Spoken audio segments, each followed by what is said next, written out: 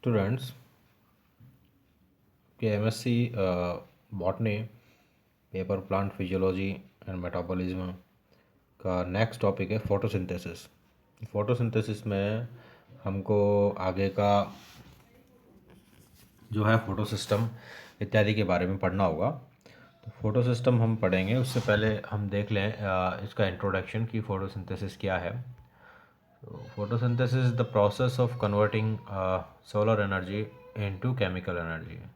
The solar energy is to be transformed into the chemical energy in the form of organic product that may be carbohydrate.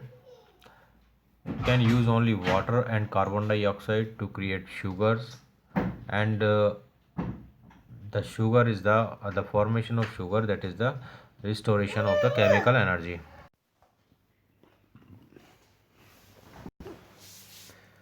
The photosynthesis is responsible for removal of approximately 200 billion tons of carbon from the atmosphere yearly. What is photosynthesis? The equation of photosynthesis can be understand. That is, equation is written on the screen. That 6 molecule of carbon dioxide and 12 molecule of hydrogen of water in the presence of solar radiation, it can be converted into the one molecule of carbohydrate C6H12O6 and 6 molecule of oxygen and 6 molecules of water would be released.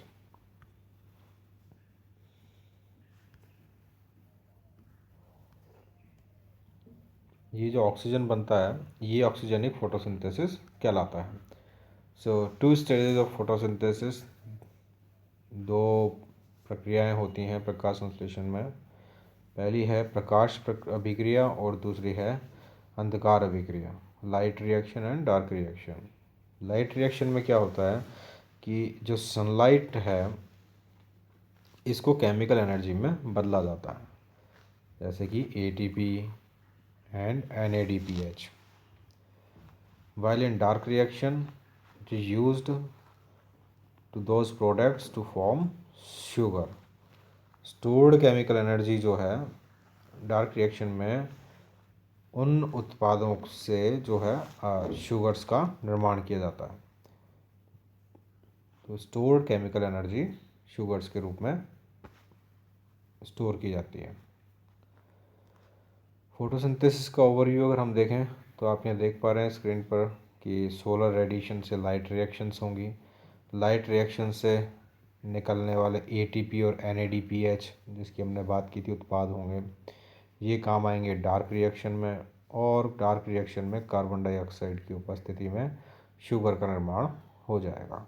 तो इस तरह से light reaction में जो कि water और carbon dioxide के molecule और सोलर रेडिएशन की उपस्थिति में ATP और NADPH बन रहे हैं, वो अब डार्क रिएक्शन में उनका उपयोग होगा कार्बन डाइऑक्साइड से शुगर का निर्माण करने में।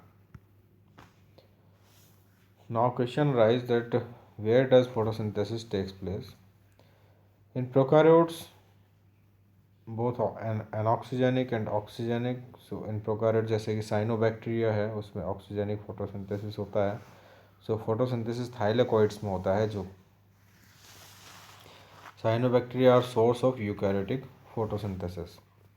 यूकैरियोट्स में ऑक्सीजनिक होता है सिर्फ, और यह क्लोरोप्लास्ट में होता है। क्लोरोप्लास्ट की मॉर्फोलॉजी क्या है, जैसे फर्स्ट स्क्रीन में भी हमने देखा कि मान लीजिए आप यहाँ पर लीफ में से एक प्लांट सेल देख रहे हैं। प्लांट सेल में जो क्लोरोप्लास्ट है इसकी संरचना की हम बात करेंगे तो यहाँ पर हम देखेंगे कि थाइलेकोइड्स जो हैं वो इंटरकनेक्टेड हैं। थाइलेकोइड्स पाए जाते हैं और अंदर जो है मैट्रिक्स है वो स्ट्रोमा कहलाती है। सो थाइलेकोइड या जिसको हम कहेंगे डिस्क्स ऑफ ग्रेना, ये जो हैं एक दूसरे से इंटरकनेक्टेड होती हैं। ग्रेना की जो है मेम्ब्रेन, इस मेम्ब्रेन में ATP का निर्माण होता है। इन द फोटोसिंथेसिस आप देख रहे हैं कि फोटोन जो है इन ग्रेनम के द्वारा ग्रहण कर लिया जाता है, और यहाँ पर प्रोटॉन्स जो हैं बाहरी से अंदर की ओर आते हैं और अंदर से बाहर की ओर जाते हुए एटीपी सिंथेस के द्वारा एडीपी प्लस पीआई के संयोजन से एटीपी का निर्माण करते हैं। This is the chloroplast morphology. ये इलेक्ट्रॉन माइक्रोस्कोप के अंदर देखा गया क्लोरोप्लास्ट के स्ट्रक्चर है।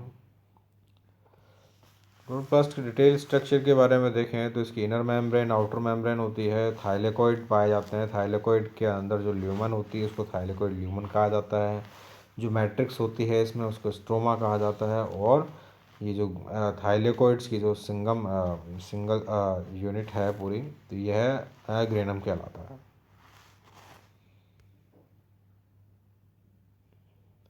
तो आप यहाँ पर जो दिखाया जा रहा है इसमें देख पा रहे हैं कि थाइलेकोइड ल्यूमन और ग्रेनम में क्या डिफरेंस है। लाइट जो है वो फोटॉन्स के पैकेट्स में आती है। लाइट एक तरंग की भांति होती है और इसको हम वेवलेंथ और फ्रीक्वेंसी के द्वारा इसको डिस्क्राइब करते हैं। जैसे कि हमने विजिबल स्पेक्ट्रम की बात की थी, वहाँ पर हमने वेवलेंथ की बात की थी 400 to 700 nanometre. So 400 to 700 nanometre that is the visible spectrum, जिसमें कि फोटोसिंथेसिस प्रक्रिया भी होती है। Only small portion of the electromagnetic spectrum, वो स्पेक्ट्रम क्या है 400 to 700 नैनोमीटर। ये जो विजिबल स्पेक्ट्रम है this is also known as the PAR, photosynthetically available radiation, photosynthetically active radiation या अवेलेबल रेडिएशन। आप यहाँ देख पा रहे हैं कि 400 नैनोमीटर से कम की ओर अर्थात बाएं की ओर अल्ट्रावायलेट रेज होते हैं, जस्ट उसके बाद X rays and gamma raise.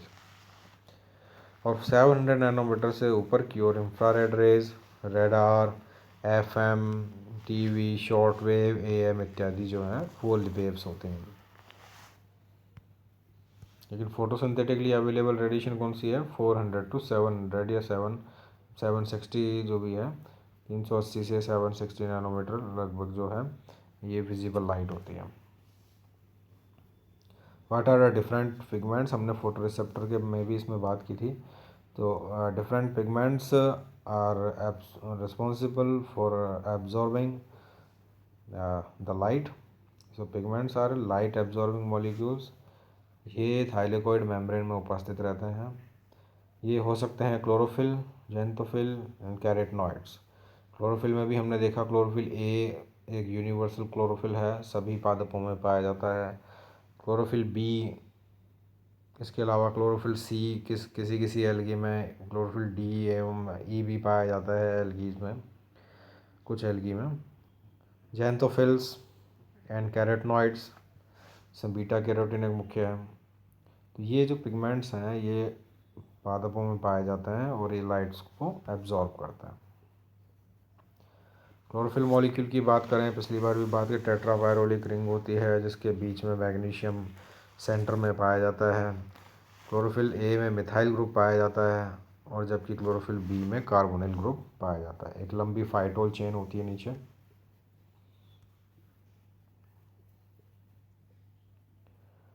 Different जो पिगमेंट्स होते हैं उनकी लाइट एब्जॉर्प्शन जो कैपेसिटी होती है वो डिफरेंटली होती है। आप यहाँ देख पा रहे हैं क्लोरोफिल ए का एब्जॉर्प्शन स्पेक्ट्रम ये 430 के आसपास जो है पीक आता है इसका, और 660 के आसपास पीक आता है। ये अलग अलग स्पेक्ट्रम दिखाए गए हैं। So in the light reaction light captures and redox, ये जो लाइट रिएक्शन और फिर उसके बाद हम डार्क रिएक्शन, ये दो तरीके से हम इसको देखेंगे। तो ये हम अगले वीडियो में देखते हैं।